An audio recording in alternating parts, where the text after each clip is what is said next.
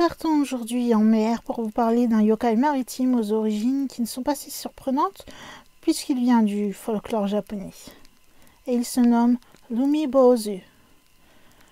On dit qu'il vit dans l'océan et fait chavirer les navires de toute personne qui ose parler. Le nom de cet esprit serait en fait une combinaison des caractères japonais qui signifient mer avec celle de l'apparence d'un moine bouddhiste.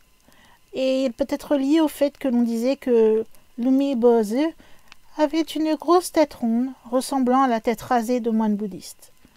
Sinon, ils sont d'énormes yokai qui semblent mener au naufrage des victimes innocentes et des pêcheurs.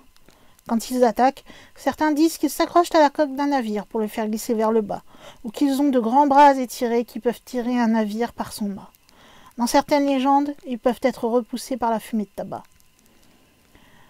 On soupçonne les Umi-Bozu d'être des prêtres noyés jetés dans la mer par des villageois en colère, exposant ainsi leur tête rasée et apparaissant généralement en train de prier.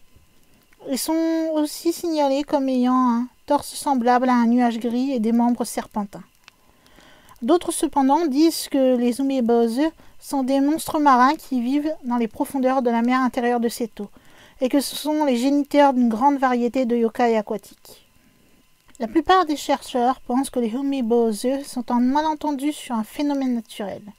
Les coquilles des grandes tortues de mer ou des méduses massives de l'océan se levant brusquement dans l'eau, ou d'un cumulonimbus noir en augmentation sur une grande distance qui ont tous été cités comme l'origine des légendes de l'Umi-Bozu.